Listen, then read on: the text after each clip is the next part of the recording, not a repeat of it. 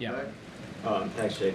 There was a New York Times analysis today that showed Russian missiles breaking through Ukrainian air defenses in far greater numbers over the past couple of months, with interceptions down.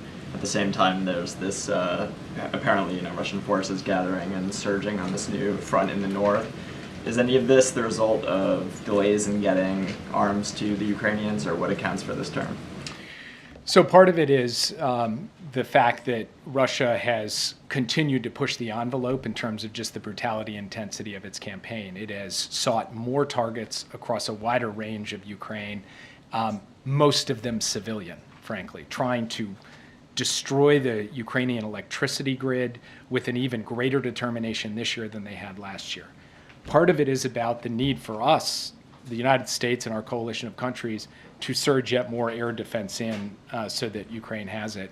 And yes, part of it is about a 6-month delay in being able to get assistance to Ukraine that has put Ukraine in a hole, and we've made no bones about that from this podium. So we have started moving air defense to them. We intend to move more, and by we, I don't just mean the U.S., I mean our whole coalition with the President, Secretary Austin, myself, working day in, day out to coordinate those deliveries. To put Ukraine in a position where it is better able to defend against what Russia is throwing at them, and what they are throwing at them is quite considerable. Yeah. Follow up on that. Can you quantify how quickly are the new packages of military assistance arriving on the battlefield in Ukraine, and if the U.S. is confident that they'll arrive in time for the Ukrainians to be able to fend off advances in Kharkiv and other regions? The same day that the law took effect, now 2-3 weeks ago, the president signed out $1 billion package. Some of that equipment is already on the battlefield.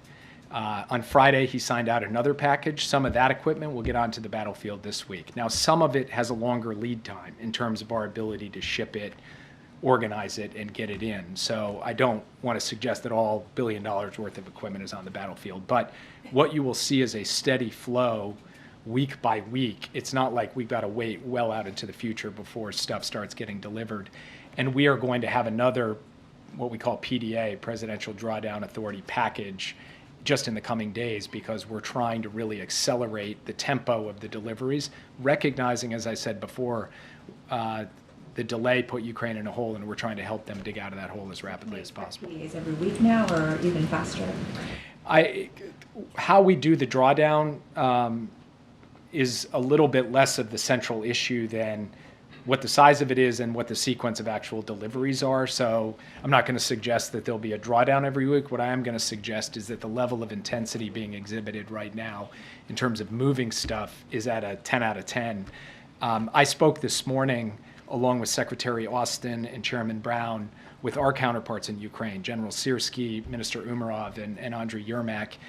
We spoke for 90 minutes. It was a detailed conversation about the situation on the front, about the capabilities that they are most in need of, and a real triage effort to say, get us this stuff this fast so that we can be in a position to effectively defend against the Russian onslaught.